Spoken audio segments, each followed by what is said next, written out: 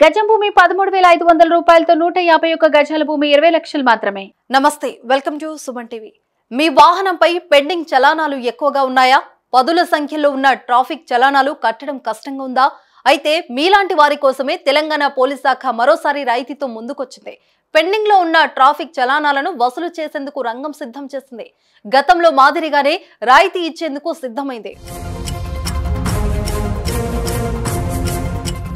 Helmet లేదని, seat belt పెట్టుకోలేదని, wrong route అని ఫోటోలు క్లిక్ మనిపిస్తారు పోలీసులు. కొన్ని చోట్ల ట్రాఫిక్ ఉల్లంఘనలకు పాల్పడిన వారిని సీసీ కెమెరాల ద్వారా గుర్తించి చలానాలను విధిస్తున్నారు.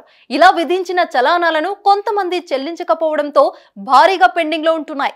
ఈ చలానాలు వసూలు చేయడం ట్రాఫిక్ పోలీసులకు కష్టంగా మారిపోతుంది. ఎప్పుడైనా రెడ్ హ్యాండెడ్ గా పట్టుబడితే ఆ సమయంలో ముక్కుపిండి చలానాలు వసూలు చేస్తున్నారు. అయితే 10% మాత్రం ఇలా వసూలు చేయగలుగుతున్నారు.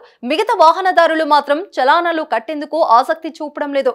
ఇలా ఒక్క వాహనంపై పదుల సంఖ్యలో చలానాలు పెండింగ్ లో ఉండిపోతున్నాయి. భారీగా చలాన్లు పెండింగ్ లో ఉండడంతో పోలీస్ శాఖ సరికొత్త ఆఫర్లతో ముందుకొస్తుంది. 2022 మార్చి 31 నాటికి తెలంగాణ రాష్ట్రంలో దాదాపు 2.4 కోట్ల మేర చలానాలు పెండింగ్ లో ఉన్నాయి. ఈ క్రమంలో గత ఏడాది పెండింగ్ చలానాలపై రాయితీ ప్రకటించింది. బైక్లపై 75%, మిగిలిన వాటికి 50% రాయితీ ఇవ్వడంతో చాలా మంది తమకు విధించిన ఫైన్లు క్లియర్ చేస్తున్నారు. కేవలం 45 రోజుల్లోనే 300 కోట్ల వరకు వసూలయ్యాయి. దాదాపు 65% చలానాలు చెల్లించారు. ఇదే తరహాలో మరోమారు రాయితీలు ఇవ్వాలని అధికారులు నిర్ణయించారు.